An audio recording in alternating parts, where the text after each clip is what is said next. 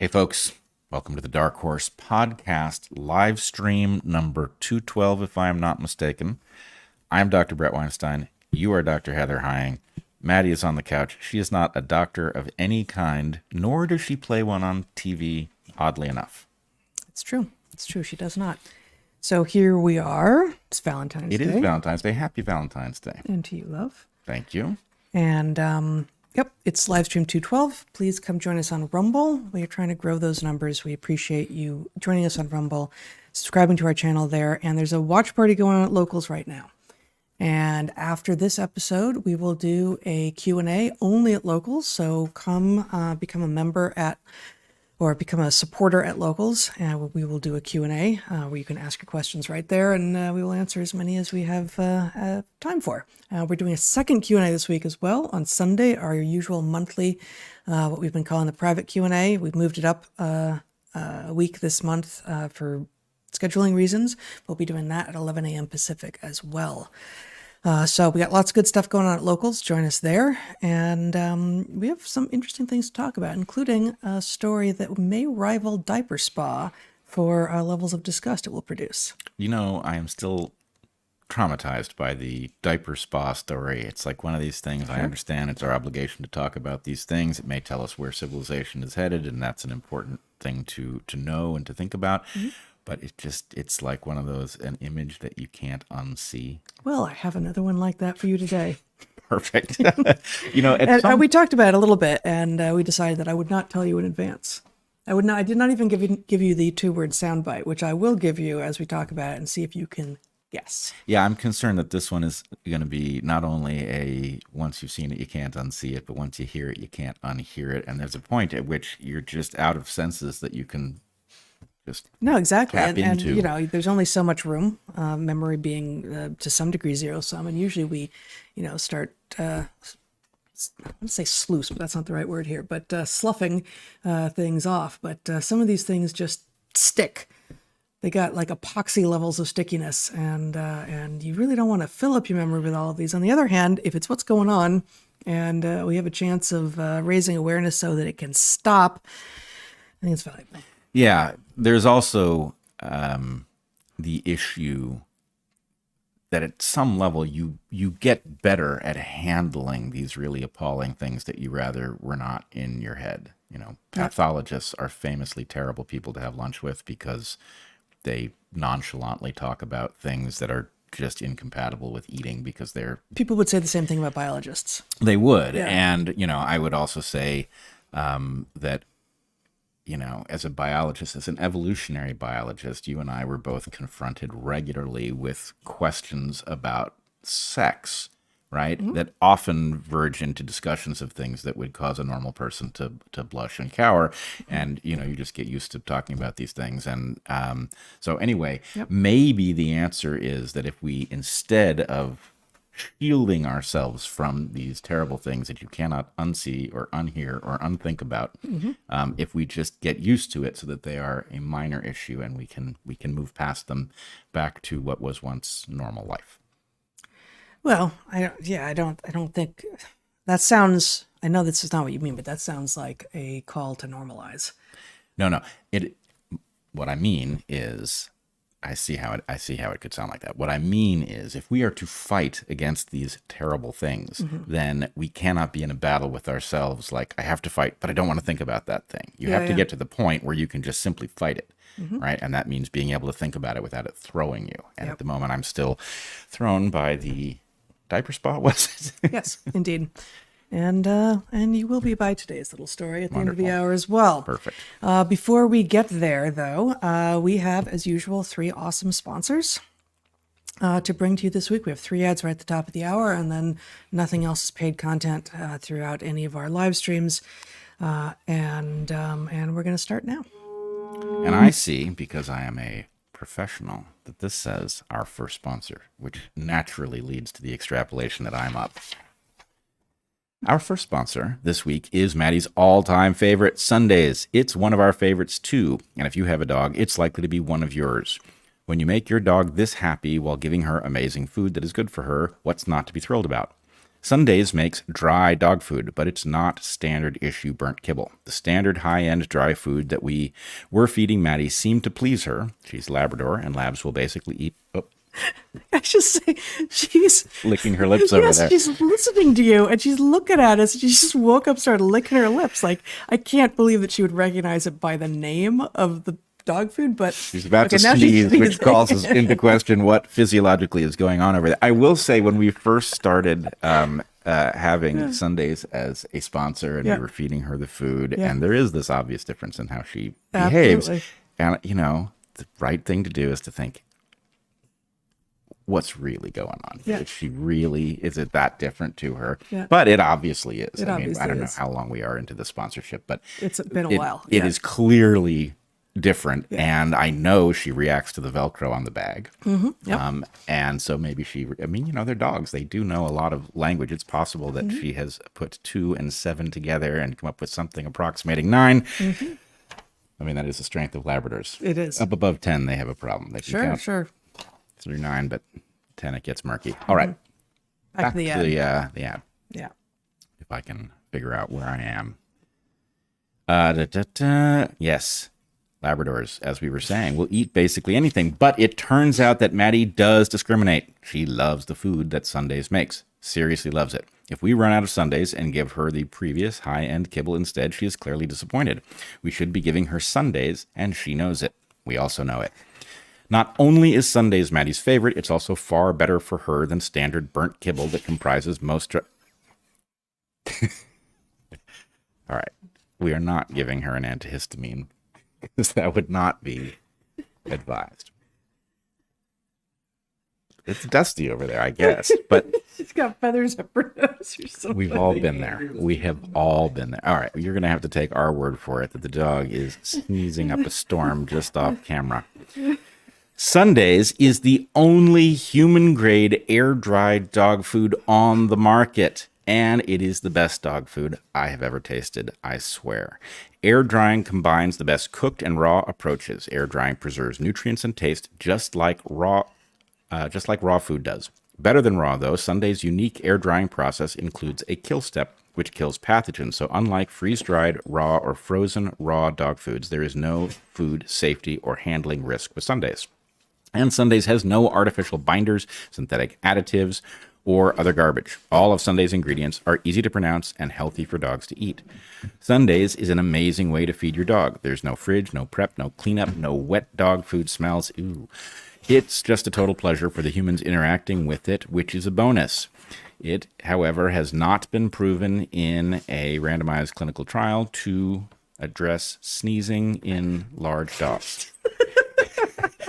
In a blind taste test, Sundays outperformed leading competitors 40-0, and our own little anecdote, Maddie, our Labrador, supports the result. She bounces and spins and leaps in anticipation for a bowl of Sundays. I think it should be in anticipation of a bowl of Sundays, but grammar has never been her strength.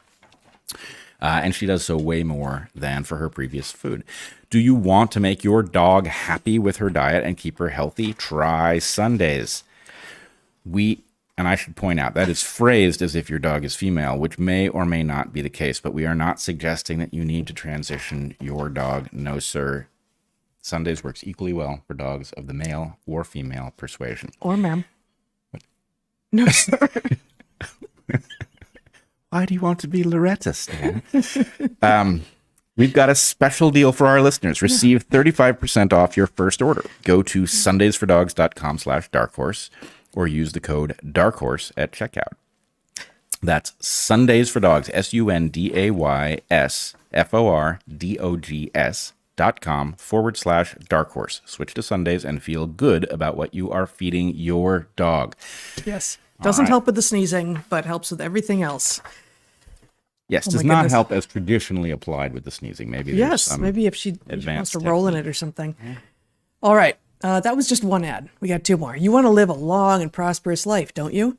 But longevity isn't everything. It's more important to consider the number of years that you're healthy with no chronic or debilitating disease. That's called your health span. And right now in the United States, the average gap between lifespan and health span is 10 years. Think about that. People tend to live their last decade burdened by disease with a poor quality of life. One thing you can do to increase your health span is to recognize what you're deficient in and remedy that. Our soils are poor, and most of our diets are too. Plus, many of us live at high enough latitudes that we simply can't generate vitamin D for some months of every year. For all of these reasons, high-quality supplements can help increase your health span. To that end, we want to introduce you to our second sponsor this week, Momentus. Momentus aims to be the anti-supplement supplement company. Momentus makes vitamin D, which we have begun taking every day from late fall through early spring, when the sun isn't high enough above the horizon at high latitudes for our bodies to generate our own, so supplementation is valuable.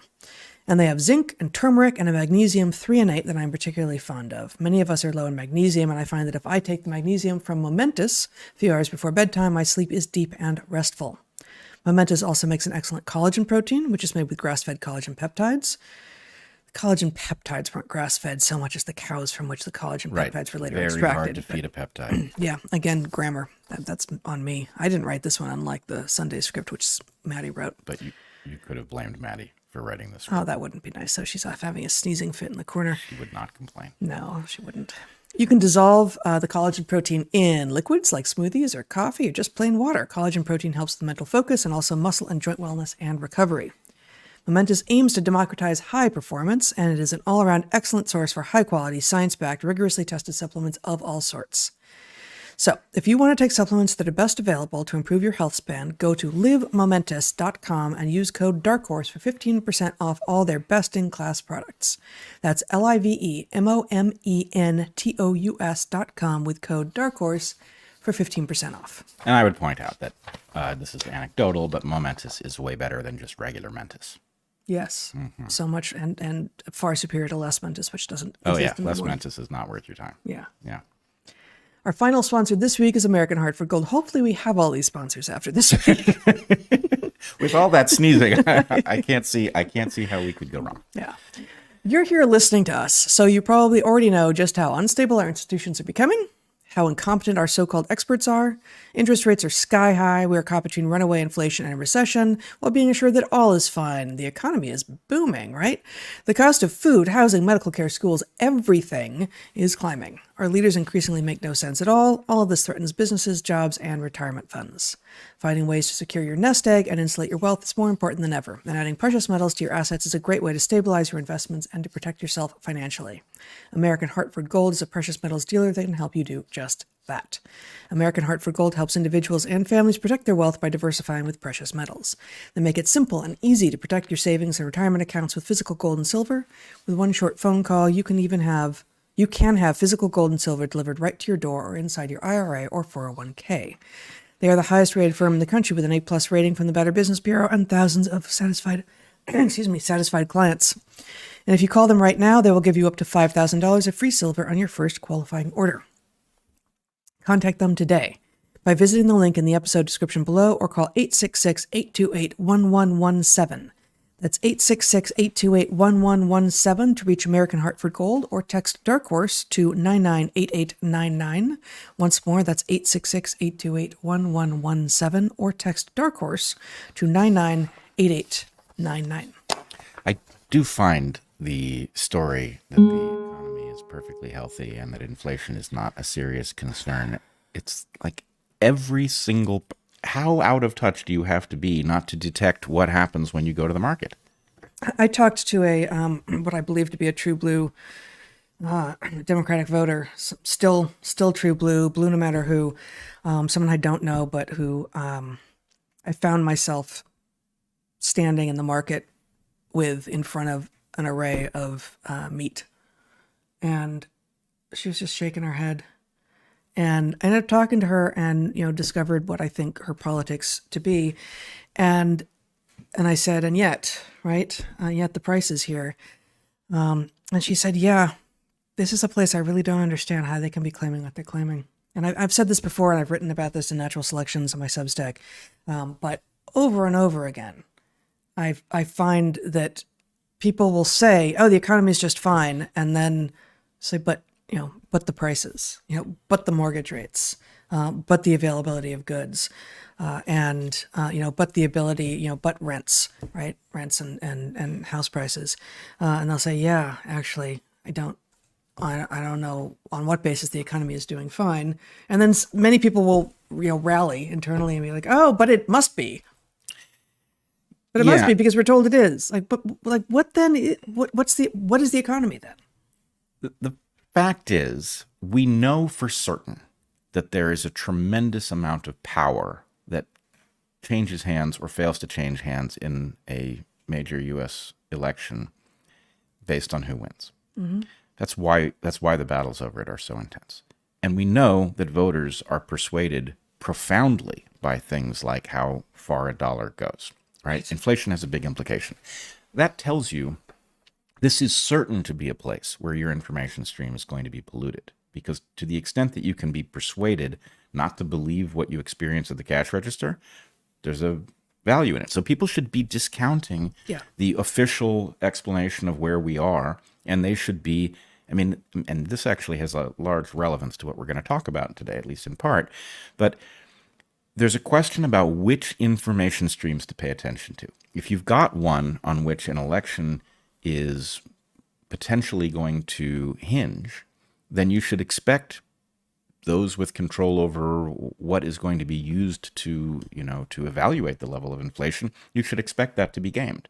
And so what that means is, even though, yes, your interaction with your shopping cart and your cashier is bound to be noisy, it's at least real information, right? Nobody gamed your shopping cart.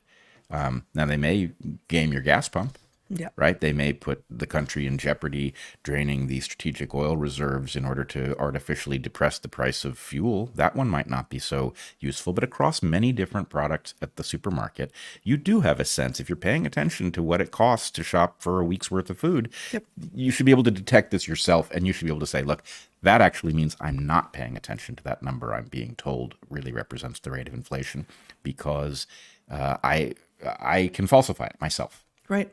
And furthermore, at least people in or near the relevant industries know that the gaming will happen, right? So I have for 12 months been thinking about how we can get a loan. And the rates, the prime rate is just stupidly high. Yep. And so I've talked to a few different possible mortgage brokers, and to each of them I've said, there's no urgency here. I'm going to wait, and I feel like if there's flexibility, if you'll be able to move when I'm ready to move, I'm kind of thinking, September, October of 2024 is likely to be when the rates come down. Yep. And I don't really expect them to stay down, depending on what happens in the election. But I'm feeling like everyone's going to feel a lot better about the economy in the month or two before the election, and that will have been gamed. Yep. And increasingly, this goes to... Oh, sorry. And to a person, each of these 3 different mortgage broker people I've talked to have been like, yeah, that's a good bet. So the degree to which we normies out here in the economy are suckers, and actually probably the wisest thing to do is to figure out how much information we can get on what the higher ups are likely to do and think. Mm-hmm. That tells you how much our entire predicament is nestled within a racket. Yeah. Right? To the extent that, look, I don't know what to invest in the market, but I want to invest in whatever Bill Gates is invested in. Yeah. Not because I think Bill Gates has insight into the market, but because he behaves an awful lot like a guy with a ton of insider information. And if I could just piggyback on what he seems to know, probably it's, going to turn out to be, I don't want to say wise, but it's going to turn out to be prescient. Right? Yeah. And that choice on the part of, us, a third party normie, as you say, looking to someone with insight versus looking to someone with insider information, it plays the same. Right, exactly. So anyway, this is the stupid game we find ourselves in, right? We're being misled with what looks like evidence, data that is being tinkered with, which is a famous game. It's not different than what happened during COVID. Yep. It's being used to persuade us of things that just ain't so. And anyway, figuring out how to live in such an environment is a trick. Yeah. And, nobody does it well. And there are layers and layers and layers, which brings us really to the first topic that we're going to talk about today. And it's something that I've been thinking about.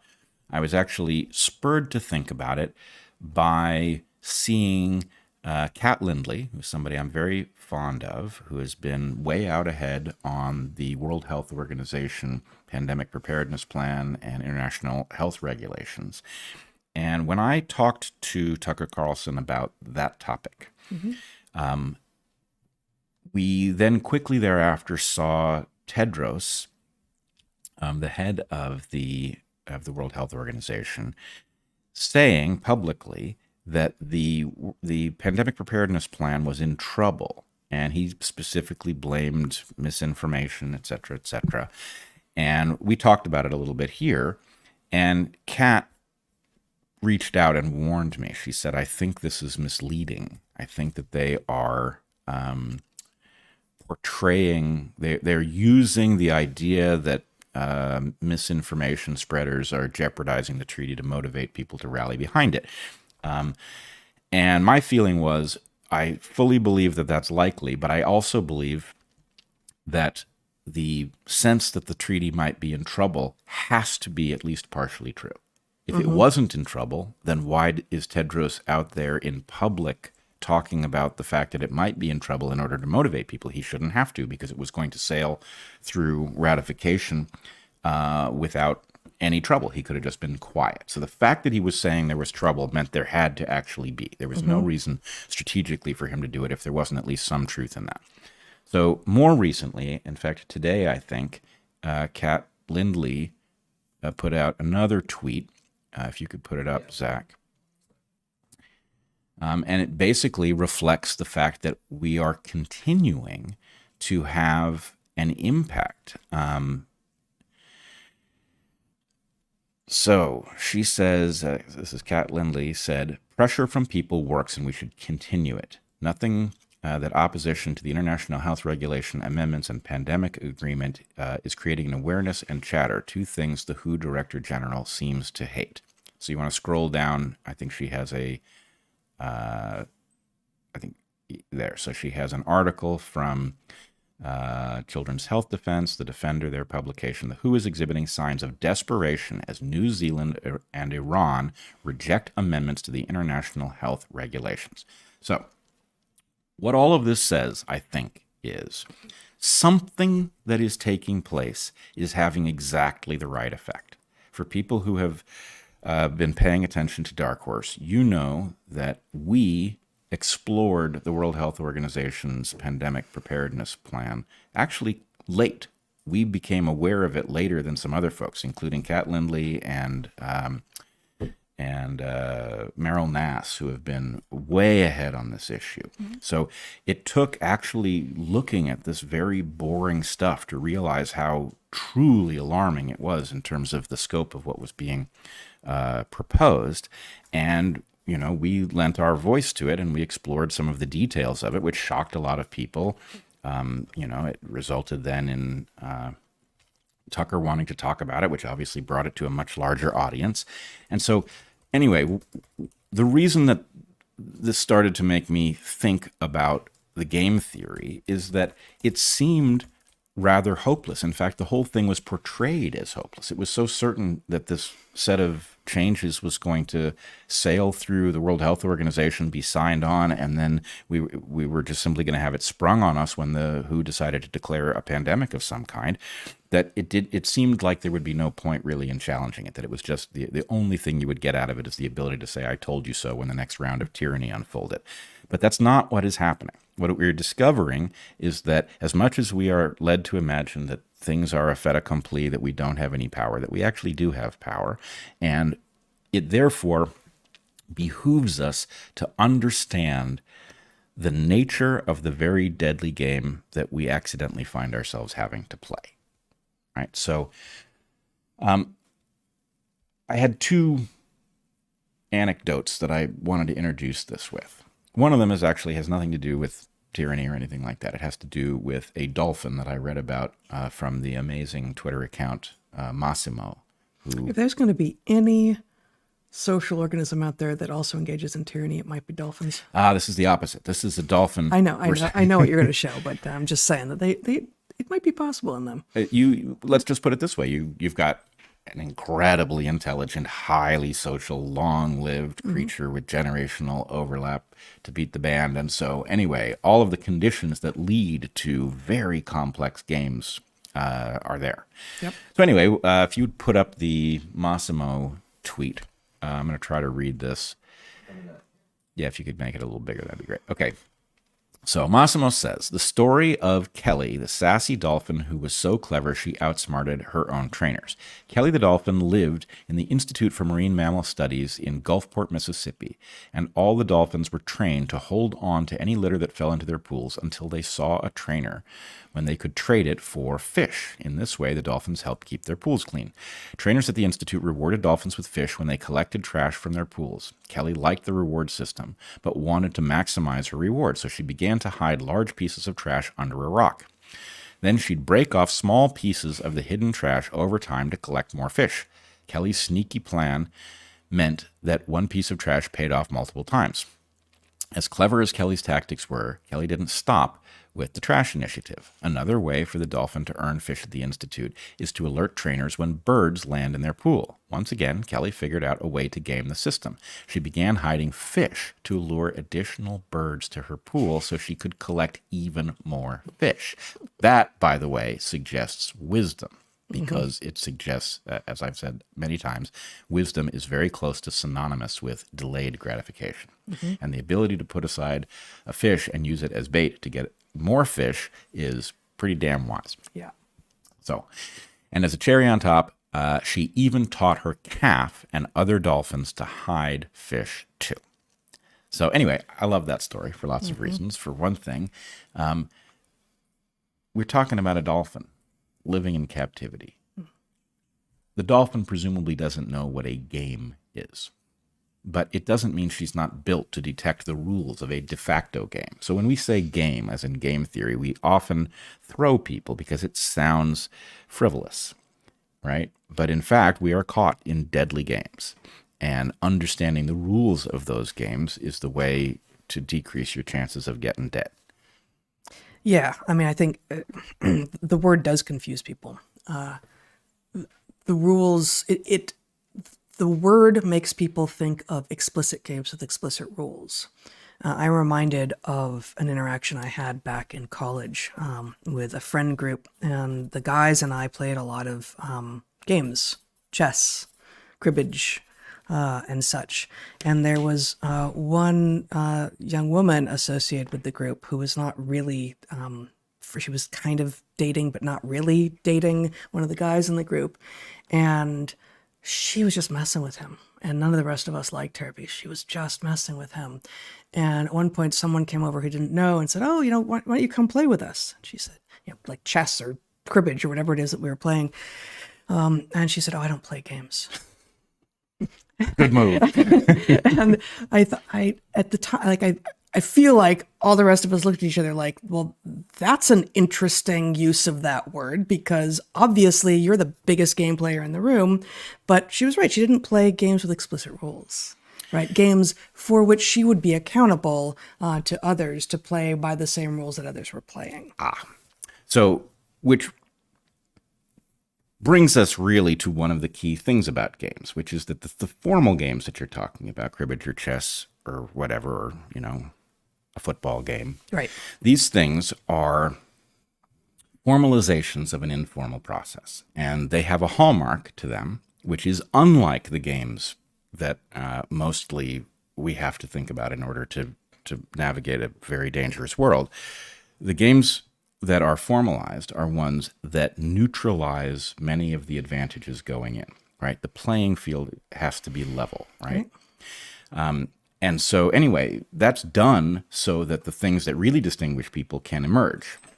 And in fact, there are, fun extreme examples of this, right? Most car races, the vehicles in question vary a lot. Right. And so that's part of what is actually being explored, right? There are trade-offs, and somebody banks more on this than that, and it results in, them winning a particular race. But there's one race, the International Race of Champions, in which everybody has the same car, which I always thought was cool because if you want to figure out who's the best driver, giving everybody the same car would be a good way to do it. And then there are weird examples like... And bike races have the same problem. Bike races are a total shirt show. I don't know if there are kids watching, but anyway, bike races are a problem, and you can't actually really solve the problem perfectly. You could limit because different bodies actually will ride different bikes better and worse, and so you cannot equalize the competitor by putting all the competitors by putting them on the same bike. Right. You will give some people an advantage, but it's an impossible. That one is an impossible thing to make totally neutral. Right. You can't make it totally neutral because if you mandated a specific geometry, it would cause, toe clip overlap for people with big feet, right? Or I couldn't have come up with that phrase, but sure. Well, if you think about steering your front wheel, your toes are actually pretty close to the swing of your front wheel, and because neither you nor I are a huge overlap person, means like the front wheel running into your toes. Yeah, It's exactly. not like overlap so much as smackdown. Toe clip smackdown is the new name for this pathology. Okay. But anyway, so the point is, either you're setting a de facto height limit by picking a geometry, or you have to let the geometry expand and contract. But then the question is, well, what happens when people do get advantages out of this? So anyway, you can't totally neutralize it in bicycle racing. Obviously, horses are interesting in the sense that you can handicap a jockey, right? To the extent that the jockeys vary in weight, you can equalize it. You can just put more weight on a horse and do things like that. So, well, I mean, I think horse racing is, I don't know that I've even ever watched a horse race. No, that's probably not true. But that's interesting because you effectively have two organisms that are competing as a unit, as opposed to why would you try to equalize the jockey? The jockey is part of the event. Well, yes, but I mean, I would be shocked if that had ever been a proposal. Oh, it's been done. Equalizing the jockey weights? Yeah. I mean, maybe... It seems absurd.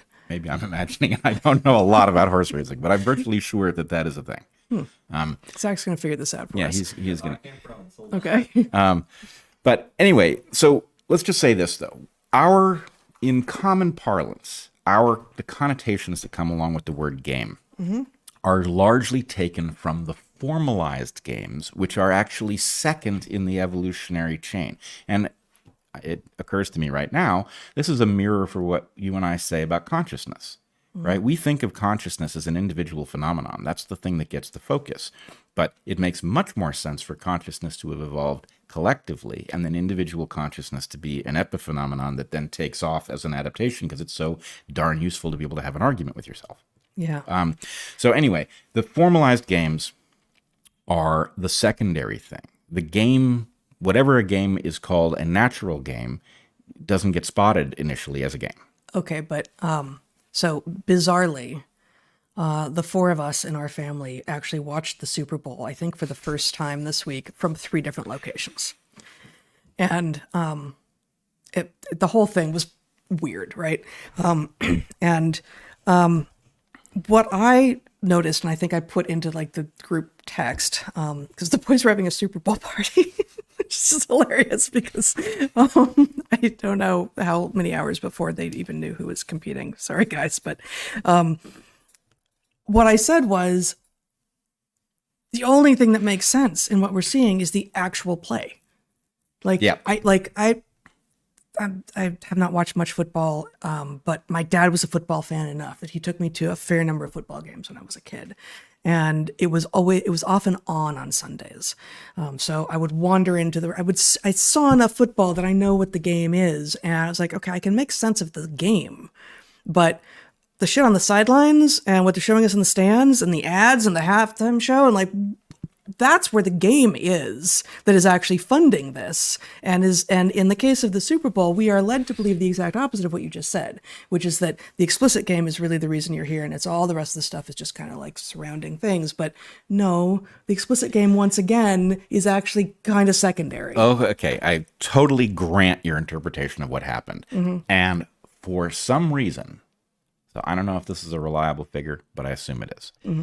This was the most watched program since the moon landing. Yeah, I don't know. So what the hell happened that we all found ourselves watching it, right? Separately. It's not like one of us said, I'm putting the game on this year. We Right. were in different places and Yep. that's crazy. So we had 3 TVs between the 4 of us watching this game. Is that Apparently. okay?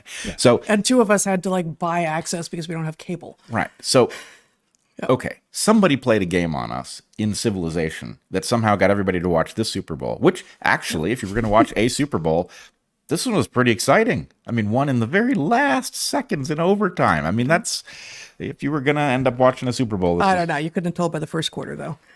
No, it was a sleeper. Yeah. But nonetheless, so somebody played a game that I think involved Taylor Swift, which got this discussed in advance Right. more widely than it would have been. I wasn't watching And for which Taylor polarized Swift. people way more than that they would have been polarized. And that otherwise. part I totally get, because by the end of it, I was rooting so strongly against Taylor Swift. And, I recognize that is a moral defect, right? Hopefully that's about the extent of my moral defectitude, and it's manageable, but I really did not want her to win. And I think her boyfriend is an idiot, right? I came away with that impression. Because of what you saw, or Well, first of all, he's a Pfizer shill. So he's at least a terrible person or an idiot. He's one of the 2 things. we are finally going to get thrown off of YouTube. Okay, well, that's the game, I guess. But okay. I don't know anything about him. I don't know he's a Pfizer shill. I don't know. He's a Pfizer shill. Okay. Yeah. But, yes, I resented, as Megyn Kelly clearly did, resented being shown Taylor Swift every time something happened because her reaction matters for some reason. I mean, it just was maddening. So anyway, somebody pulled a game on Civilization in which Taylor Swift's presence in this story and her ridiculous, romantic entanglement somehow made the Super Bowl, what typically would happen to me with the Super Bowl is I would kind of probably not know that it was happening. Right. Or if I did, the thought of like, how am I going to even watch that would have resulted in me not seeing. But anyway, I digress. Point is, long ago, games were formalized for a reason. Yep. They were formalized because they actually were training environments for something that mattered. In the case of something like Ulama, the Central American ball game. Right? Presumably that has something to do with warfare. So formalizing games makes sense. And then, as you point out, the formalized game of football now is not the central game. There's an economic game surrounding a particular formalized game of football that is much bigger than the game of football. And so it's, we've seen a couple of reversals. There are natural games. Then there are formalized games, and then those formalized games end up embedded in economic games, and that's all a pretty interesting environment. Oh, and of course, Kennedy, right? That thing shows up in the middle. Great. I thought it was awesome. Yes. I thought it was awesome. But the point is, there's a political game that's going to intrude here, and in fact, it intruded several times, right? Did it? Yeah, there was a Biden thing. Oh, I must have been asleep for Biden- that. Much like Biden, probably. Biden. Well, hopefully I just imagined I this, wasn't but actually sleeping. But I think what happened is that Biden griped about the fact of containers becoming smaller, right? Thereby effectively acknowledging inflation. Okay, but this was an ad during the Super Bowl? I think so. Was it? Zach's going to find I know out. what you're talking about. I don't want to say it was an ad during the Super Bowl. I didn't see that. All right. I know he's done a lot of explaining that inflation isn't his fault because the company's blaming it on him. Okay. And then there were some Jesus people who put out an ad. Oh, my so goodness. there was games layered within games. Yeah, but that's here. not politics. I mean, No, I it don't know wasn't. what that was, and the Jesus ads maybe like that was weird, and Well, and many a Christian thought so. and you couldn't tell the first ad when that first ad came on. I went looking for the organization. I was like, yeah, who are these people? Yeah. Can't tell. Well, one answer is that they're not actually Christians. They don't even claim to be. Well, but that's a step before. Like the point is like they don't. There's no names. Like you can't tell who it is. Oh, There's no indication. Us is the organization. That's What's the that? name of it. Yeah, He but Gets you Us but is you the name of can't the- but you can't tell on the website like who's doing it. So anyway, games Yeah. within games. But let us just say that at the bottom of that entire category, there is the fundamental, which is that just as business is not fundamentally the product of what is discussed in an economics curriculum, economics is a natural phenomenon, and the study of economics is a formalization of that process, and even currency is a formalization of barter that facilitates new kinds of exchange, etc., indirect exchange. So anyway, what we've got is that same phenomenon, right? People exchanging stuff because they end up both wealthier if they trade, if I make sledgehammers and you raise cattle and I trade you a sledgehammer for some beef, we both got richer, right? That's why it happens. That thing then has manifestations that ultimately result in micro trading, right?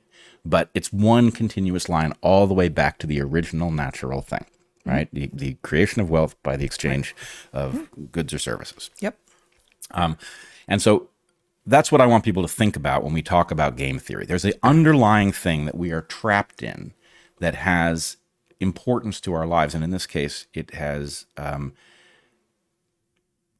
immediate importance in terms of how free we are to live meaningful lives, and ultimately, it has implications for whether or not our descendants live or die. Right. This is the deadliest of games, and understanding it is a very important thing to do. And there we go. So, second story I wanted to tell is an episode from my graduate career. The point after I had written the telomere paper with Debbie Cizik, and we had published it. Dick Alexander, my advisor, member of your committee, and all around great guy, an important evolutionary biologist. Member of the National Academy, too. Member of the National Academy, who actually came out of retirement to battle so that I would end up with my degree. He's now dead, but he was a wonderful guy. Anyway, after my paper had come out on this topic, I was frustrated because the content of the paper should have caused an important reaction with respect to the mice that were broken, prevented other people from having figured out what was going on with telomeres, senescence, and cancer. Right? So the accidental discovery that there was this problem with the mice that everybody was using to do science had huge implications for what we know about cancer, what we know about wound repair, what we know about mammals, and most importantly, what we know about drug safety. It biased the system in favor of making drugs look safe that weren't, and probably is the reason for the Vioxx scandal and the similar patterns that we saw with Seldane, Fen-Phen, erythromycin, and numerous other drugs that turned out to do quote-unquote heart damage, which is really body-wide damage that you notice when it happens in the heart, right? Very similar to the myocarditis that comes out of the mRNA COVID shots. Same pattern, in my opinion. But anyway, I was expecting, because I was a young and naive person, that pointing this out was going to result in change, that they couldn't possibly ignore the error that was messing up their own work. I didn't think that they were better people than they were, but I thought the fact that this is causing them to do science that's cruddy will mean they have to do something to fix it, because they don't want to continue publishing papers that will ultimately turn out to be wrong based on bad mice. And I was shocked to publish it and have no reaction. Crickets. Yeah, crickets. And I was explaining my frustration to Dick at one point, and he said, "Look, Bret, here's what you got to do. Okay, I know this game. Here's what you got to do. You've got to keep publishing that thing, right? Change it up a bit, publish it in different places, different journals. Look at a different angle of it. You got to keep publishing that result." And I remember, I wasn't angry at him. He wasn't the kind of guy I got angry at, but I was angry at what he was telling me, right? You're telling me that you do the right work, it reveals something important, you publish it, and then something about your decibel level or how many times you've said it is relevant to whether or not people will ultimately address it? You're telling me that You're telling me that science needs a marketing branch. Right. And you're telling me that this thing that I've chosen to do with my life doesn't exist. Right? If decibel level matters, that's not science, right? And unfortunately, it seems like he's right. I don't think he did that. No. He didn't do that at all. Well, but he was very clear with us, with both of us, as I recall it, that the science that he had joined was all but dead. And in fact, I truly believe this is why he did come out of retirement to do battle on my behalf, is that he saw a throwback to a previous kind of science, which is the only kind he cared about. And so it was like, I mean, I was kind of a mess as a graduate student, but the point was, well, at least you know how to do science. So he wanted to fuel that. But anyway, the point is, there was a game inside of science that they don't tell you about, right? When you're bright-eyed and bushy-tailed and you sign up to go study a discipline, they don't tell you that, hey, you're going to have to get good at this other game, which is publish something a dozen times, figure out how to change it up so you can put it in journal after journal so eventually enough people will see it that blah, blah, blah, blah, blah, blah, blah, right? I didn't sign up for that game, and frankly, I couldn't stand it, and I'm glad enough to be outside of that realm, because for one thing, what we do out here is true to the science that we studied, but it also has implications for things, right? I've been more successful at raising the point about mouse telomeres on the outside of that scientific system than I ever was inside of it. So that's the question. What the hell is the game we're in, and how is it played? So where I wanted to go was, there's a developmental process. If you look at somebody who does parkour, right? Somebody who goes to a shopping mall. I saw one a couple days ago. Guy is trying to impress a girl, and he's in a shopping mall, and he throws himself off of a landing, a long staircase that has a landing in the middle, and he throws himself off, and he drops, he flips in the air. Just him? He doesn't have wheels or anything? Nothing. Okay. He literally runs, he jumps over the rail, doesn't touch it, and does a flip in the air and rolls when he hits the ground, right? On flat ground or on stairs? On flat ground, but hard, like shopping mall hard ground. And he's completely uninjured because he understands how far he's going to fall. He knows how far to rotate. He knows how to land, right? And the point is, there is no amount of study in the world that could teach you that. And there is no way that you could start at that level. Right. What he did depends on the fact that he generated a developmental program, presumably for himself, in which he did mini versions of this that started very basic, and he built up to the ability to do that. And the point is, when we see this person for the first time do this amazing thing, you realize, that's apparently possible, right? So there was a girl there? You said he was trying to impress a girl. That was the presentation that I saw, yes, there was a girl there. Do I know that that's really why he did this? I don't, but let's just say... Was it just the two of them, or were there... No, it was a shopping mall full of people. No. I mean, was he and a bunch of guys who were also doing other moves? No, I think it was just him, but I don't know. The thing Well, is... it was just when you were saying, what the original games. Yep. What are, the original explicit games, because there's games around everything at the basal level. But you mentioned war games, but then there's also mating games, right? And those have these back and forth, and it sounds like it could have been that. That she's going to give him an assessment, and maybe he'll go and do something else, try something different, or he won, or I don't know. I'm just curious about what else was going on here, because you said he was trying to impress a girl. Games embedded within games. Yeah. And and there's some implications actually in the mating and dating version of this whole thing. Mm-hmm. It is there's an asymmetry. And the example I usually hear and also use involves a cat that's easily spooked, right? A cat that is easily spooked and hides under the bed when strangers come over does not learn the lesson that actually the strangers are not dangerous, because they can't falsify the idea that the reason that they survived the visit was that they were hiding under the bed. Right. Right. Worked again. Right. A cat who is bold would learn the lesson if the strangers were dangerous and the cat survived an interaction. They would learn the lesson that they were making a mistake. Both behaviors create positive feedback. Well, the cat that is too bold and the strangers don't like cats can hide under the bed next time, so it's an asymmetry. But but the cat that hides under the bed. I thought you were referring to most cats and most strangers do or do not care particularly about cats, but it's fine. Like the cat is fine. It's fine. Right. So the cat gets bolder. Like the cat is less likely to go under the bed the more times they don't hide under the bed. But the cat who does hide under the bed is more likely to hide under the bed more. And so in both cases, you got positive feedback. You do. And one of the lessons is much easier to learn than the other is the point. So there's an asymmetry in there that applies to many things. And in the mating and dating context, right? A shy guy has to overcome his shyness in order to discover that women like boldness, right? It's a hard lesson to learn because you have to go counter to your instinct in order to get evidence that actually tells you that your instinct sucks. Right. So, and think about the current environment.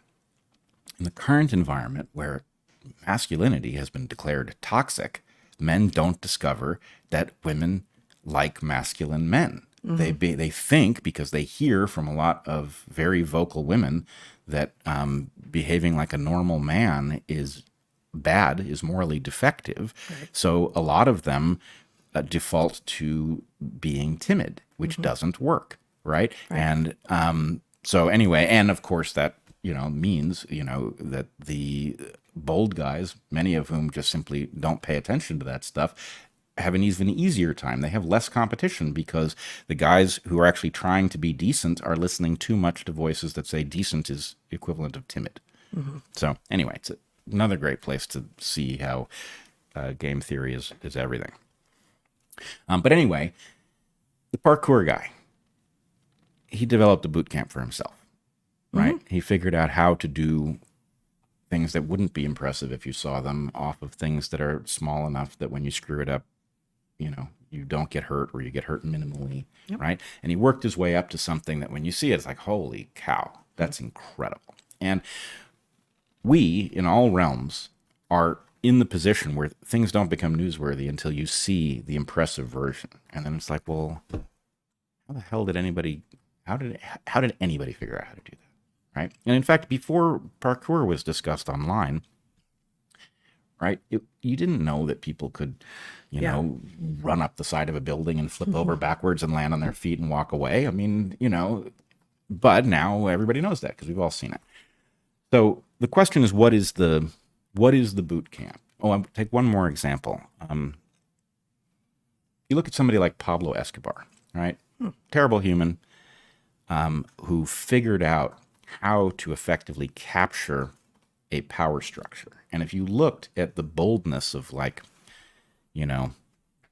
confronting the police and expecting them to back down, it's like, well, how does anybody survive experimenting with that, right? And the answer is some sort of a boot camp, right? At first, it's one police car and plato o plomo, for one police officer. And the point is actually the game theory of plato o plomo, silver or lead, right? Do you want to be bribed or would you rather die, right? That game theory is so simple. Graft or grief. Right.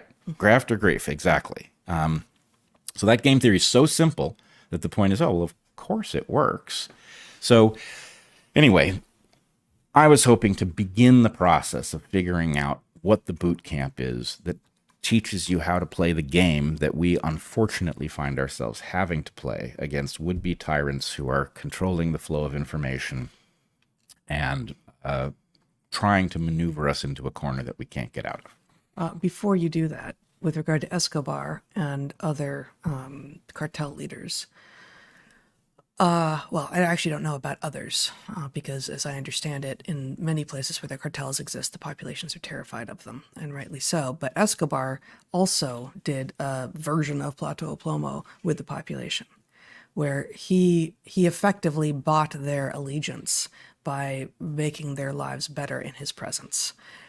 And so, he I believe not just with food and safety on the streets, but even schools and building churches. And I don't know, but he built churches, but he really improved the lives of people in neighborhoods where he and his people had a big presence, such that when there were calls by politicians to, clean up the cartels, the population was like, well, no, our quality of life is higher and we're safer and we're doing better.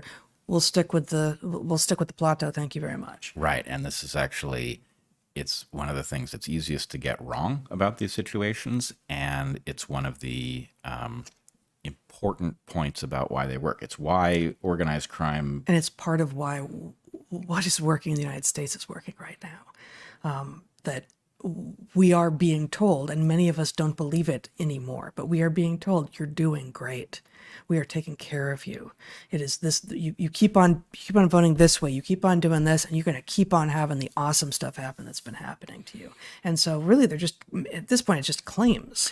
Well, but I think those claims, there's a hidden part of the game theory with the claims too, but I don't, and we can get into how this stuff is held in the mind, but I think most people, if you ask them how the economy is doing and they're blue no matter whose, they'll tell you actually surprisingly good, right? If you ask them, what has your experience been at the supermarket, right? You'll get complaints about things that seem impossibly expensive or unreliable to source or whatever. Yep. So I think those things live together and they actually imply something that is an important insight about the actual game that we're in and a leverage point potentially, which is one of the ways that the game, those who would play games on us, those who would take advantage of us and then juke the stats so it looks like that inflation is lower than it is they deny you a plausible alternative, right? And so if the idea is, well, the reality is Biden or whatever Biden actually is not managing the economy in your interest, or is failing to manage it in your interest or whatever. But yes, your buying power is being eroded and that directly impacts your quality of life in a negative way. If that's the reality of it, but then the point is, oh, well, if you notice that reality, what do you get? Well, you could vote for Trump.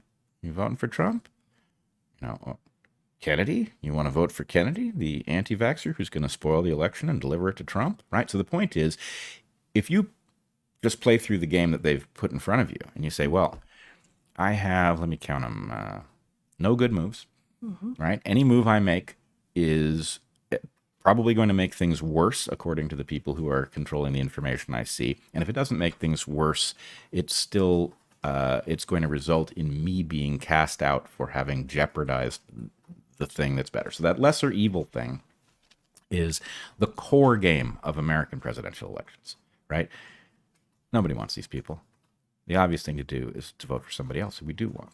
So why doesn't somebody else who is likable and interested in doing the right job and competent, why don't they just run and beat the people who aren't likable and don't care about us and are incompetent? Because they will end up holding the bag, and anybody who votes for them will end up holding the bag with them. So that's the game. So you have to break the lesser evil paradox in order for an American election to be functional, and that we're going to be fighting about it again this year. But okay, back to the idea of generating your own boot camp. Okay, we have accidentally been cast into a role that we didn't expect and we didn't ask for. But it has taught us things in the same way that somebody who somehow knows there's some parkour to be done with a wall and, starts practicing, discovers. So what have we discovered? And I thought I would just run through a few of the things that I think are crucial, because exploring them empowers us and everybody who is on the same team, which basically I see as the patriots of the U.S. or the West more broadly, or humanity. Those people all have an interest in defeating tyrants, and so knowing the rules is useful. All right, so the first thing, and again, this is not an exhaustive list, even in just generating this short list, it was amazing how many principles could be wrestled to the surface, so we will undoubtedly revisit this. But the first thing is that there's some sort of a cascade effect. And we've seen it with respect to courage, right? There are some people who are naturally very courageous, and there are some people who are positioned so they can afford to be courageous, right? It doesn't really matter which of those two things or what combination of them results in you behaving in a courageous way. if you behave in a courageous way, you, A, model the behavior for other people so that they see, courage is survivable, and I like the look of that, so I want to do that, right? So that means that if you have an example of courage, that example of courage tends to be contagious. It is also true that to the extent that somebody engages in tremendous courage, that they draw the fire of those that are opposing courage, which means that it creates the ability for people who maybe couldn't afford courage to afford it because they aren't the tip of the spear. And so the idea, if you look back in 2017, 2018, I kept saying that we had an epidemic of cowardice, right? Throughout the academy, nobody was standing up. All sorts of people who knew better just wouldn't stand up. But if you manage to arrange some sort of stepping out in front, you create a shield effectively for the next layer. And that layer creates a shield for the layer below it. So there's a snowball. As you might point out, positive feedbacks are everything in game theory. If you can trigger one, an effect you don't see coming remains to be unleashed. And so anyway, just knowing that the fact that you see a complete epidemic of cowardice doesn't mean that you don't have a lot of people ready to behave courageously who are hovering just below their threshold for green lighting it, right? So knowing that they're there, it's like pressure, courageous pressure in the system that you can't detect. All right. Second thing is the flak over the target principle. If you are engaged in fighting against Goliath, fighting against tyrants, you could monitor how you're doing based on how many times you get wounded. But the question is, what's the lesson to draw from it? If you draw the lesson that, well, if I'm, licking my wounds at the end of the day, I must be doing something wrong, then you create an opportunity for your enemies to disincentivize you from doing whatever is most useful, right? Flak is a reference, of course, to these flak guns, anti-aircraft guns, that were used to defend important targets. And so the point is the holes in your airplane that come from the fact that you're flying through shrapnel could be an indication you're doing it wrong, but they are actually an indication typically that you're in the right spot. The flak goes up when you get near a target worth dropping a bomb on. And so it's paradoxical. And, even just the ability to say to people, if somebody's complaining that they've taken a lot of hits for saying something that they didn't expect to cause trouble, the point is flak over the target, right? Just even knowing that it's a paradoxical thing, that in some ways, the more injured you are, probably the better you're doing, is useful. Yeah, I mean, it is, but of course there's risk of error there, right? Like that observing that can be true makes that a gameable observation. Totally. And that's part of what we're talking about here. But so increasingly, when I hear people say, "Oh, flak over the target," you know you're in the right place. Like, no, you really do not know that you are in the right place because you're receiving flak, unless we drill down on what the flak is.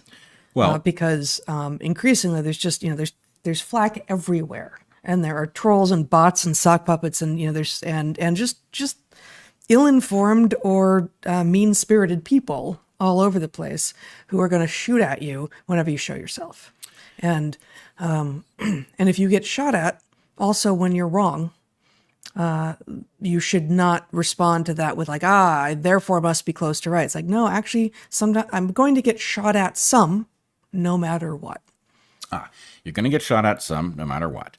If you take flak over the target as a religion, right? If you take flak as the indicator, then your enemy just has to send up flak in some place where there's nothing to bomb, and they own you. So you have to be able to detect, hey, this is anomalous flak. There's no target here, and yet I'm getting hit. So that is certainly the next layer of the game. If flak over the target becomes a commonly understood thing, then it becomes a route into misdirecting you. Right. But actually, this brings me to two of the other points on my list. One is people have to think more carefully about signal and noise. We talk about it here fairly regularly because it comes up in many different contexts.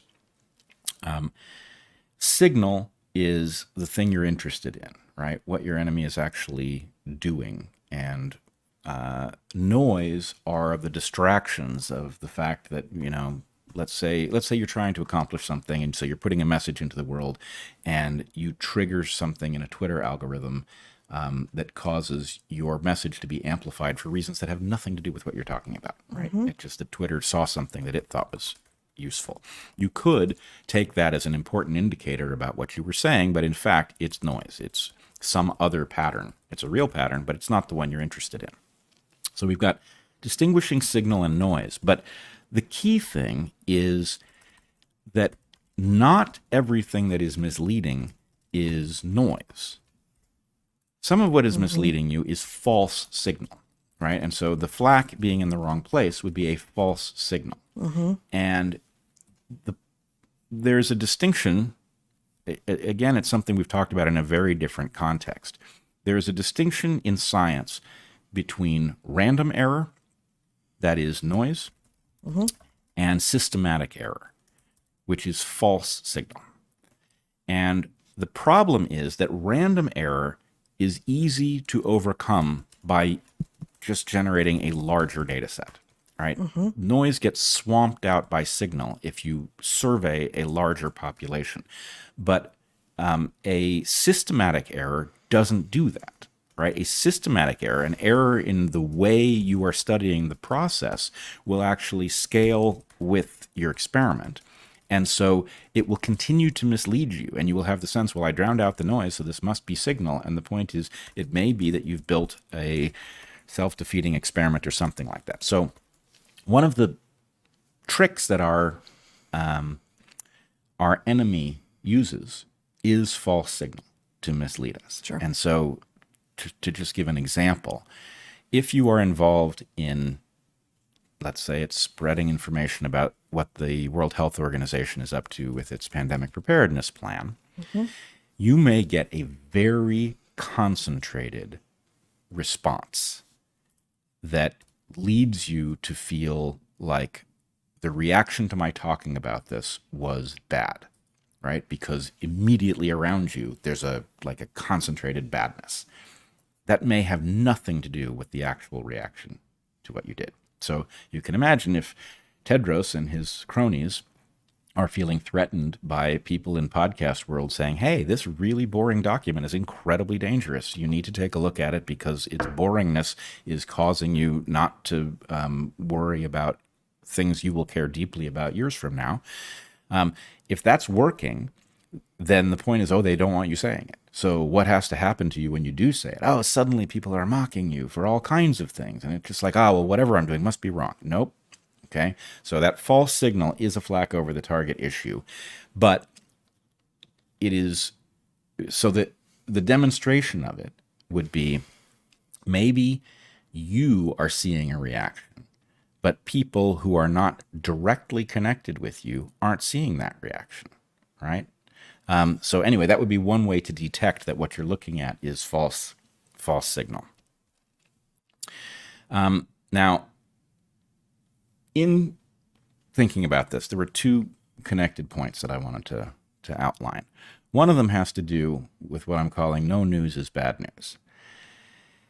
We are denied a mechanism to just even check the basic facts of what's taking place in the world, right? You have to have a method for even deducing that stuff, because you can't do what you could once do, which is just go to a newspaper, and even if the newspaper had a bias, the basic facts we all agreed on them, right? That's not even true anymore. And so what that means is that you are... There was an explicit separation between the news and the editorial sections. There was, and even if the bent was there, the basic facts were not.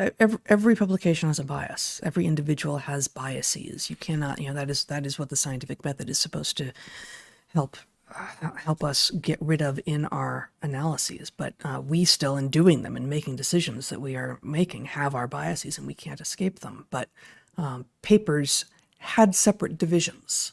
They understood that they had two distinct roles. And if they were choosing to only have one distinct role, that of opinion or editorial, that was a different kind of publication. Yeah. That's not a newspaper.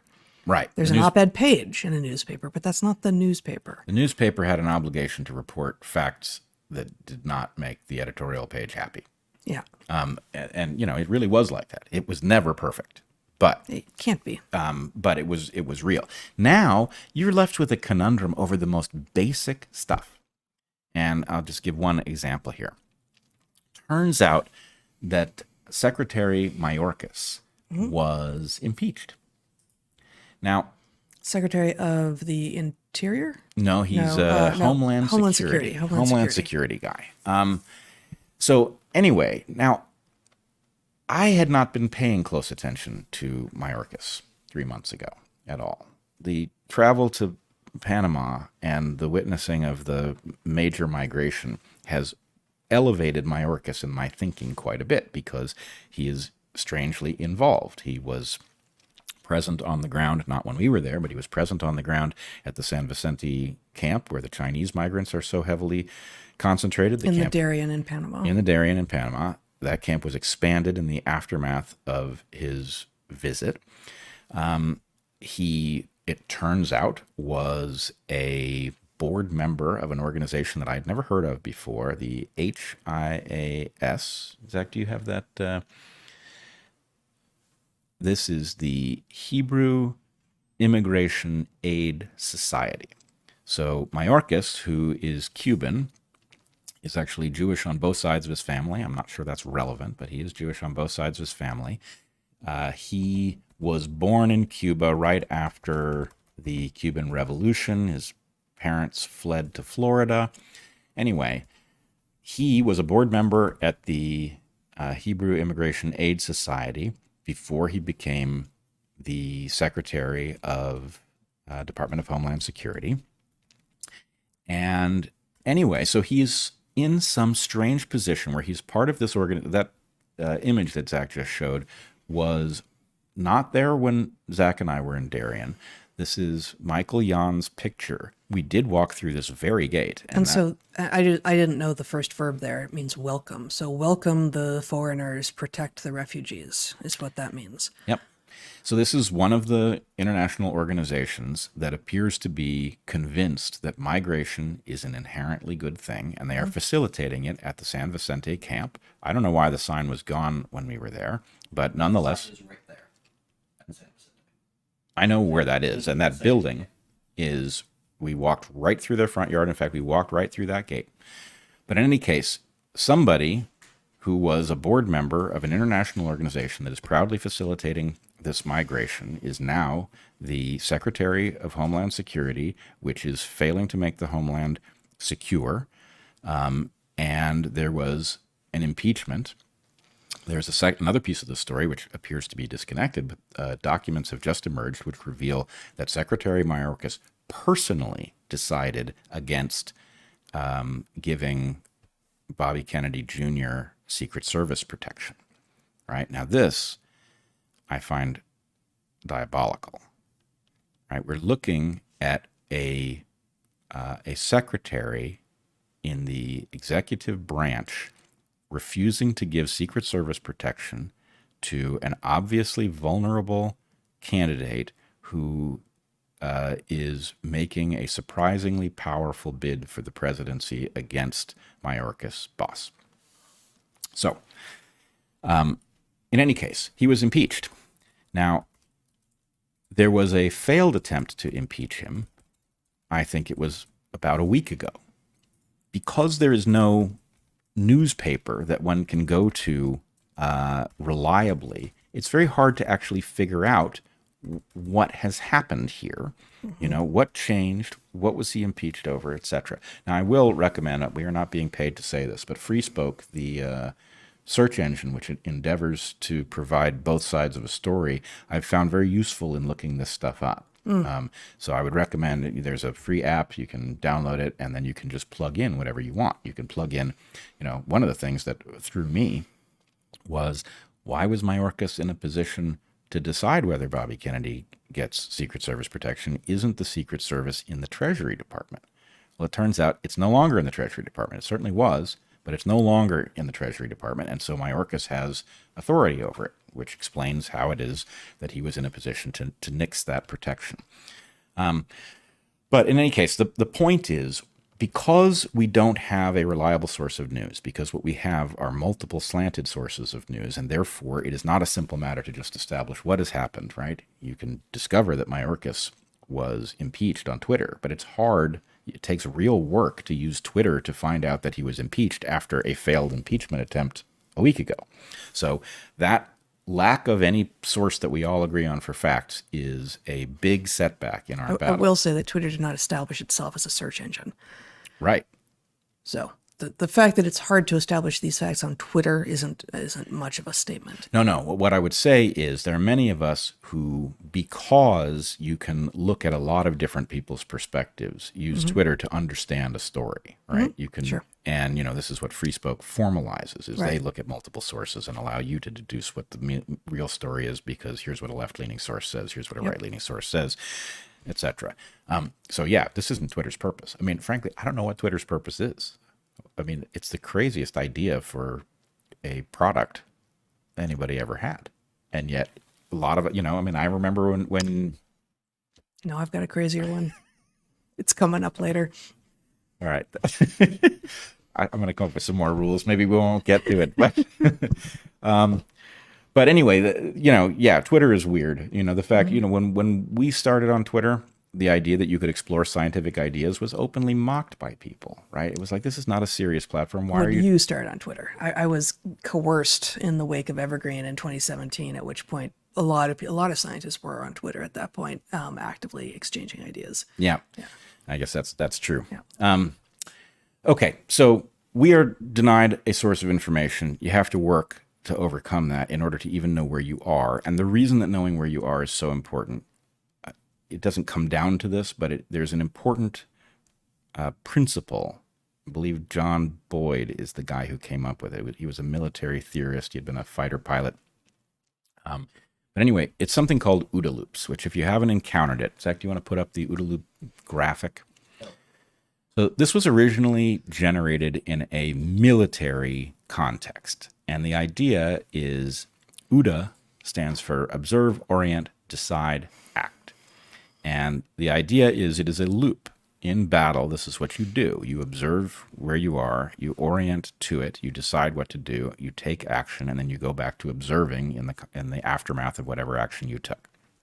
And the point about it is you can imagine a lot of things that impinge on a battle and who wins it and what they win, but you need to understand that there is an underlying dynamic. An inferior opponent, if you look at, let's say, the power of its weaponry, that is more agile, if it's good at observing, orienting, deciding, and acting, so that it can iterate more changes more quickly than its opponent, can very often win, because it is simply it is more responsive to the realities of the battle, the opportunities and the hazards. More appropriately responsive. Yes. Right, it's more appropriately responsive. And so the point is, look, if you're not thinking in terms of OODA loops, you're missing something.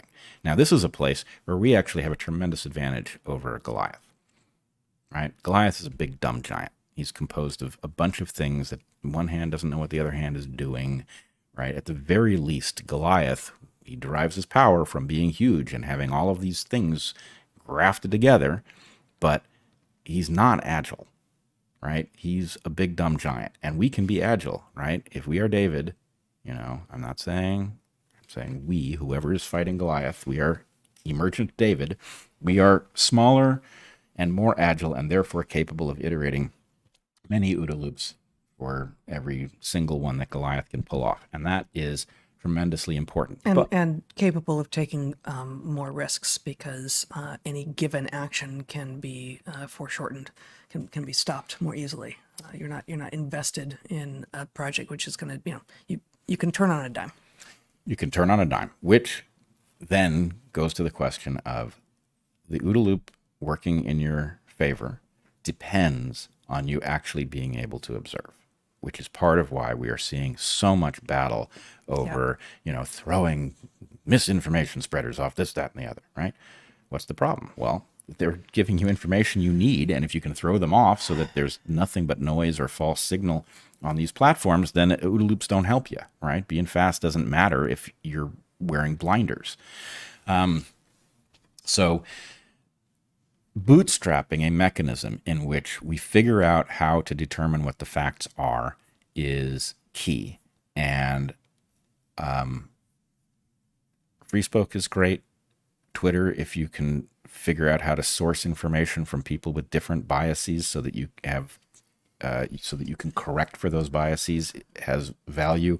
I would love to see somebody do this brilliantly where they employ some kind of active Bayesian percentages, right? So that you're not just, hey, here's a thing I believe, or here's something I don't believe, but it's like, hey, this one, this went from 60% this week to 75% based on this piece of information, and you could track somebody's belief. So anyway, maybe our friends at Mopto may end up doing that. I've tried to convince them that this would be a way to make their product more useful. But figuring out how to extract signal from an environment full of noise, yes, and also full of false signal is a big part of the game. And it's why the sense-making podcast world matters. Yeah, it is. I did not expect to go here because I have not fully assessed this document, but what you just said reminds me of a line, and you can just show my screen here. It's a new document from the Center for Countering Digital Hate called The New Climate Denial. And right away, that should throw an error for you. Like, what does climate denial have to do with digital hate? What is hate there, okay? How social media platforms and content producers profit by spreading new forms of climate denial. And again, I do not claim to have full understanding of what this document is saying, but the basic claim is, used to be people who were denying climate change was real would say things like, but it's warm, or, but it's colder than it's been, and, winters are harsher, and now people are frankly more sophisticated, and what this document is claiming is clearly just denial. But no, keep on my screen here if you would. And so I'm going to scroll through here. They got a little introduction, they got contents, they got a case study. Jordan Peterson's output of new denial spiked in the last 2 years. He's like the chairman of the new climate denial somehow. YouTube makes up to $13.4 million a year from channels posting denial. There's never an analysis, of course, of what is or is not true. They start from the assumption of we know what's true, therefore we're going to, and they frame it in terms of hate. But here's in this introduction, I found this line staggering. In this enlightenment battle of truth and science versus lies and greed, those on the side of science appear to succeed, yada, yada, yada. Enlightenment battle, truth and science, lies and greed. Those are the options. Which do you choose? There it is. This perfectly matches with the next rule I thought that we should talk about. All right. Which has to do with keeping separate accounts for people making analytical errors and moral errors. And what I'm getting at is this. We have already talked about the fact that we are forced to fight in a very muddy informational environment, right? That guarantees analytical errors, right? You will think something's a fact and it's not, and until you purge it from your model, you will have conclusions that are affected to one degree or another based on the fact that you've accepted something that you shouldn't. Your deductive logic will fail because one of your assumptions is off. Yeah. It's a classic, and it will happen a lot in an environment where your sources of information are at best highly noisy and at worst misleading. Therefore, when somebody makes an error, if you accuse them of making an error because they're a terrible person, right? Or deceitful and greedy. Greedy, right. Then you at least need something to explain why you have leapt between categories. Analytical errors are to be expected. Expect a lot of them from everybody who's actually trying to figure out what's going on. You should expect them. Yep. Now, I'm not arguing that moral errors are not present. But these things are so fundamentally different, right? You, Zach, Toby, I trust you morally. Absolutely. I don't trust any of you analytically. I don't trust me analytically, right? Because I know that analytical errors are baked in. Yeah, but I don't think you mean that. You trust us analytically more than you trust other people, and you trust yourself analytically more than you trust other people. So you just presented this binary that isn't what you mean. Let's put it this way. What I really mean, you're right. I didn't say it the way I meant it. What I really mean is I don't trust anybody analytically completely, right? And I don't trust anybody's judgment completely, right? Mm-hmm. Trusting that somebody wants the right thing, that they are a patriot of the family, a patriot of the country, a patriot of the West, that they want to liberate people, that they want people to live better lives rather than worse lives, that they want everybody to have access to the goodness of society, those things, I can trust you completely. But judgment-wise, I'm going to expect error after error on everybody's part, and the basic point is, hey, when somebody, and this is, the rationalists seem to have gone crazy, but one of the things that they had right was this understanding that the point of the exercise is not to be correct. It is to be less wrong over time, right? That getting, frankly... But that's exactly how we describe what science is trying to do. We're seeking truth, and we may never get there, we may never know if we've gotten there, but we can tell that we're getting closer by virtue of by our methods, which include trying to falsify all of our most cherished beliefs. Yep. And what it gives you is a model that has greater predictive power over time. That's how we know we're doing it right. And greater predictive power does not mean perfect predictive power, right? It just means, so it's not like truth doesn't matter, but the point is it's an asymptote question, and we need to understand that. But anyway, my point would be, well, what do you make of the fact that you've got these two kinds of value that need to be kept separate in order to do the job right? You need to rate people's analytical errors differently than you rate their moral failings, right? Their moral failings, frankly, if they're significant enough, they're a deal breaker, right? You don't want to partner with somebody who gets that part wrong. Analytical errors, you don't want somebody who's just making error after error and not correcting them. That's not helpful. But somebody who is making fewer errors, correcting their errors better, that is, that's par for the course. So anyway, my point is there are a large number of people now making this error, right? Where the point is, you were wrong about this, therefore you're working for the enemy. Oh, that's an interesting conclusion. Frankly, that's a failure on analytical grounds, and it means that at least you're a hazard, right? If you're going to be dragging your moral claims in as a result of analytical failings, then I don't know why you're doing it. Maybe you suck at logic. That's possible.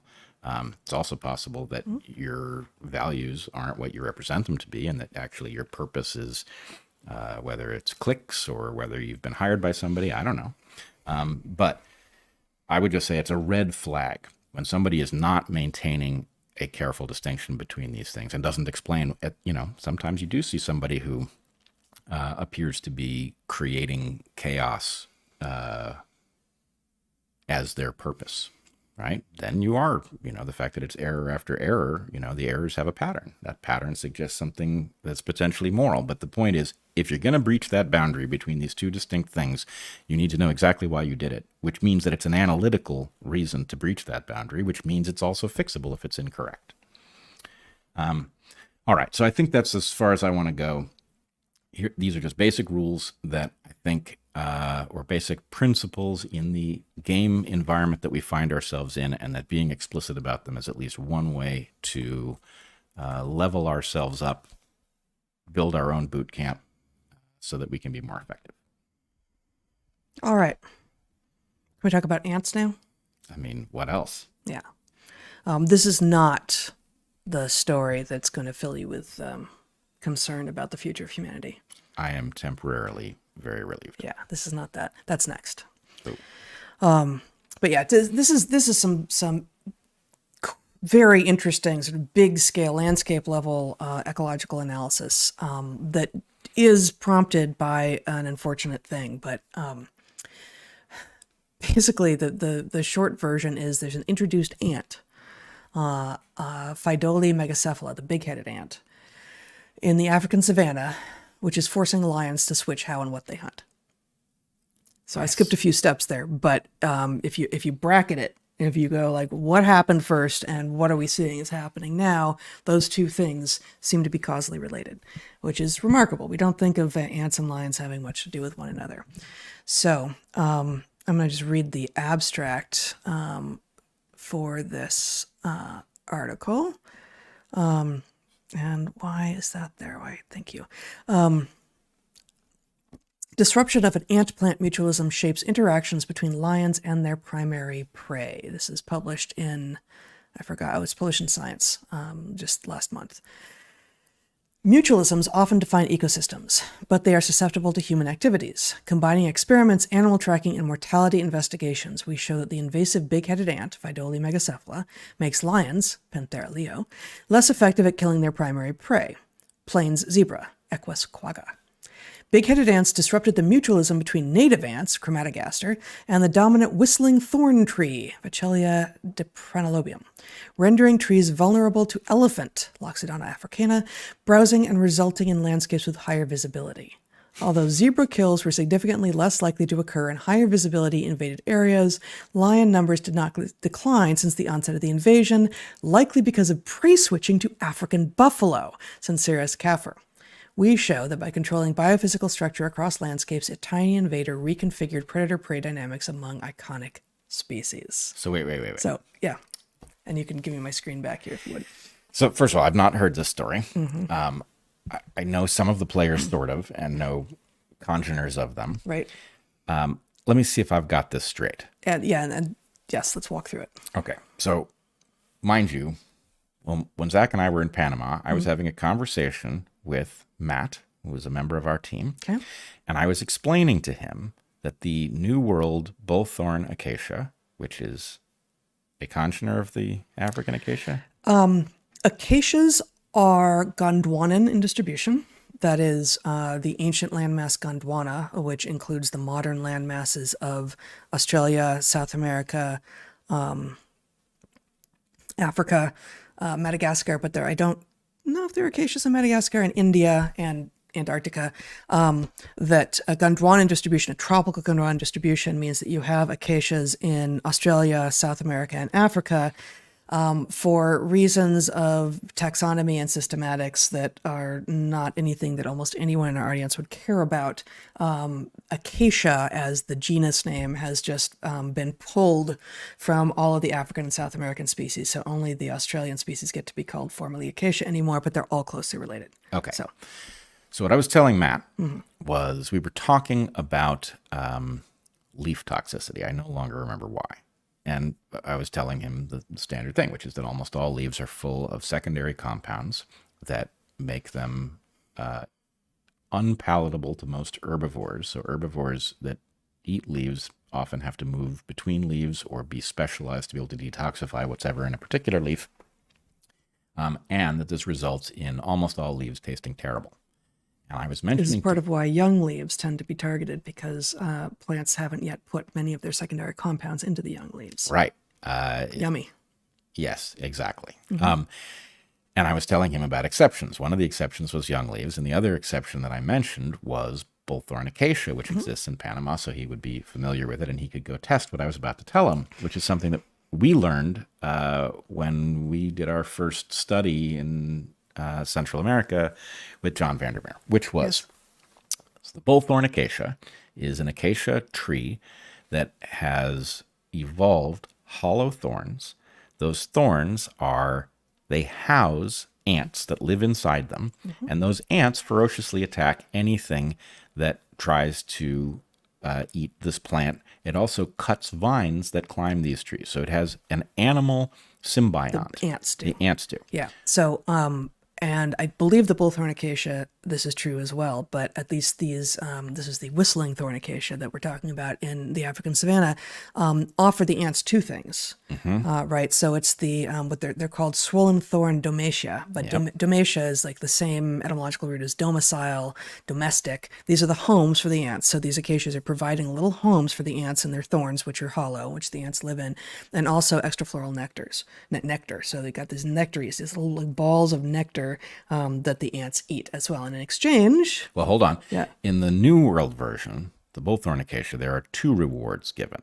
And I'm trying to remember. There's like a nectary at the base, and then there's a little fatty... You mean two food rewards? Two food rewards. One of them is, I think, largely protein, and the other one is fuel. Yeah, I don't remember. That may be right. That's not the case with the whistling thorn acacias. But in any case, the point is, the whole structure, amazing as it is there because the plant gets an advantage by housing the ants, which take over the job of fending off things like herbivores. And the punchline of the story, which I told Matt, is you can take the leaves off the bullthorn acacia and put them in your mouth, and they taste like lettuce because they don't have the secondary compounds. They just simply don't need them with the ants. Right.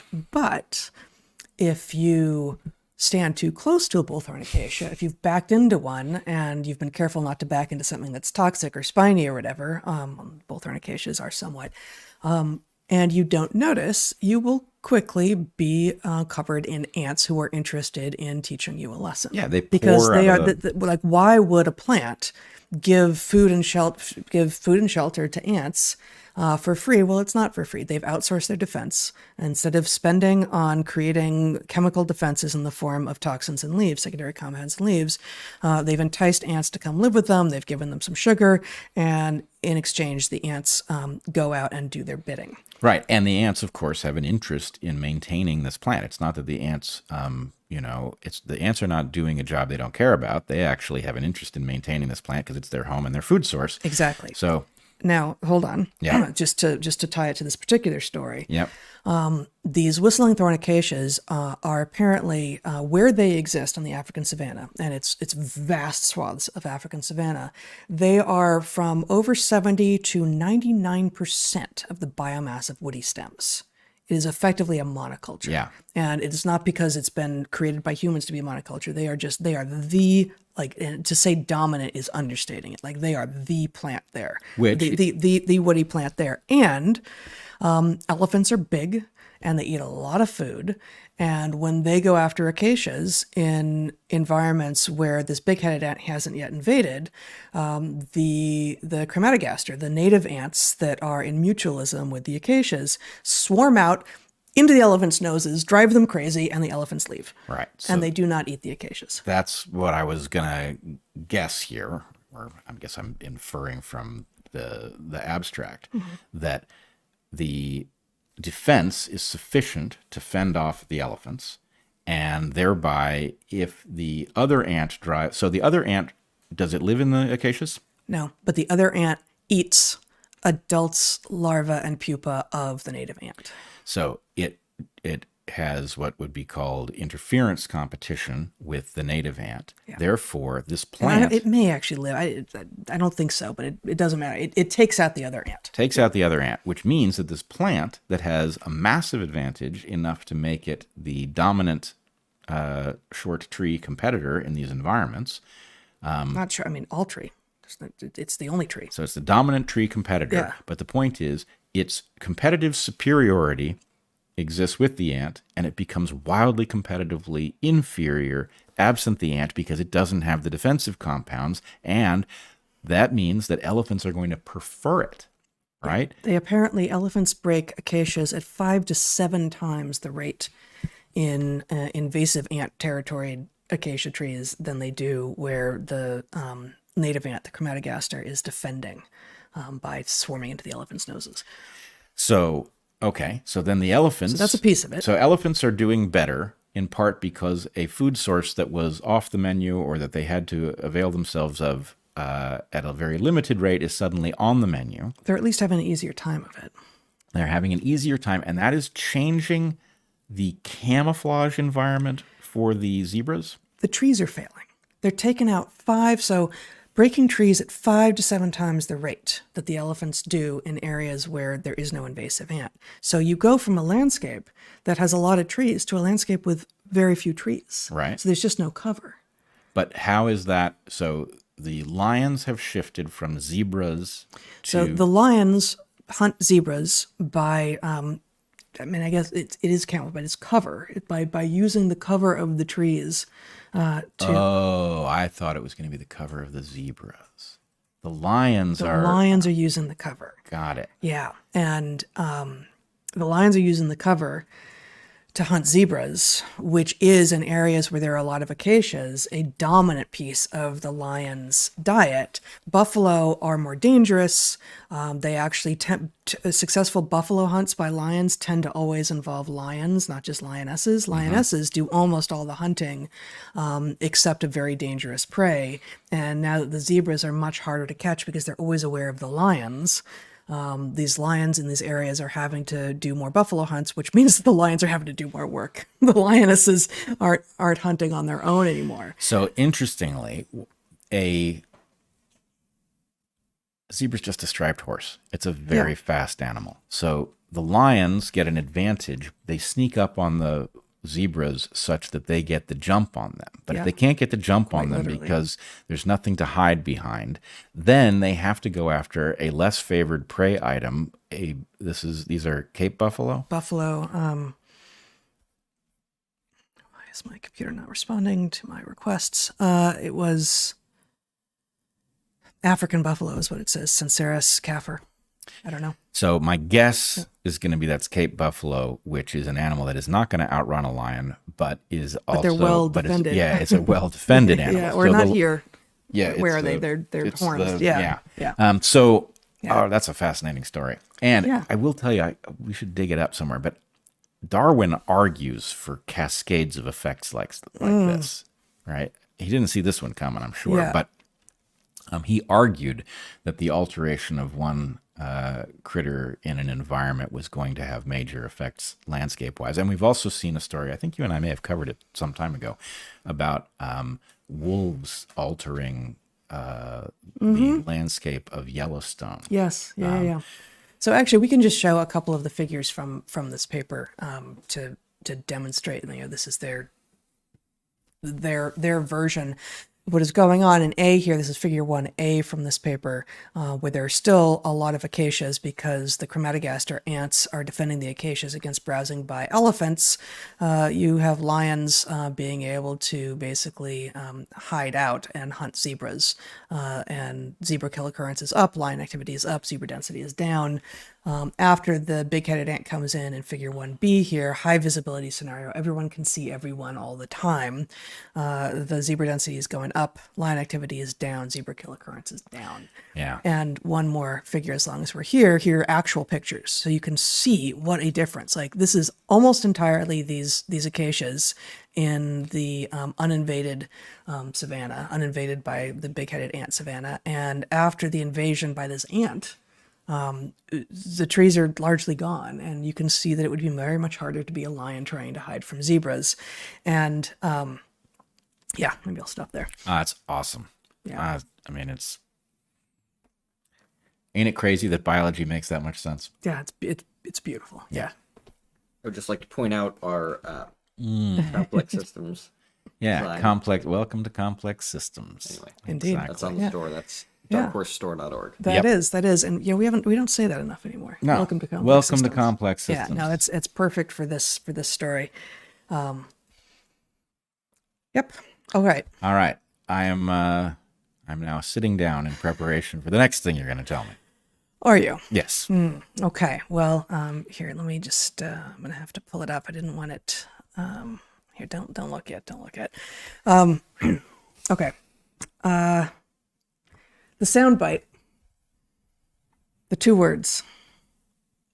Microbeef sushi. Well, I think I know what this is. Okay. This is a competitor with Jake's Micro Pizza, where somebody who doesn't understand sushi very well has decided to enter the market. Right. Tiny cows. Or tiny sushi. I don't know. It's got to be tiny sushi. Microbeef sushi. It could be microbeef, micro sushi. I mean, No, that's not the that's soundbite not, though. well, Yeah. all right, microbeef sushi. Yeah. Yeah. I would say that almost no matter what's going on, whatever this is doesn't have a deep grasp of sushi. Yeah. I think that's right. Okay. Here we go.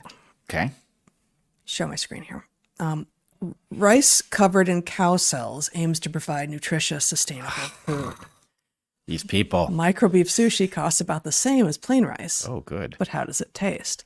I don't know if you color deficient guys here in the room can tell that is vaguely beef colored rice, like vaguely blood colored rice. It's not appetizing. So the actual article this is based on, I do have the graphical abstract that I will show you momentarily, but is behind a paywall, and I think that, and I will share with you a line from the summary, but this article kind of does the trick, so I'm just going to read this to you. Scientists in South Korea have come up with an out-of-the-box idea for providing the world with nutritious, sustainable food: coating rice grains with cow cells. The advance, reported today in Matter, aims to provide an ever-growing human population with tasty meals while preserving land that would otherwise be needed to raise livestock. To make the microbeef sushi, as the scientists call it, they first created an edible coating for rice grains from fish gelatin. That gave cow muscle and fat cells something to stick to. Then they incubated the grains with each type of cell. The final result, steamed hybrid rice, pictured above, contained more carbs, fat, and protein than ordinary rice. According to the researchers, eating 100 grams of hybrid rice is nutritionally like, wait for it, eating 100 grams of regular rice plus 1 gram of beef brisket. The gains are astounding. Perhaps more importantly, the researchers estimate the cost of their new rice could be only 3 cents more per kilogram wholesale than ordinary rice, and its production, they claim, would emit less carbon than the equivalent amount of rice and beef, largely by offsetting the need for carbon-intensive livestock operations. But the real question is, how does this hybrid rice taste? According to the researchers, it has a, quote, rich flavor. The muscle rice had beefy and smoky notes, and the fat rice was sweet, buttery, and creamy. Would you try it? All right. That is not the question. That is not the question. The question. You don't want to show the picture of microbeef sushi once more, Zach? It's pretty awesome. All right.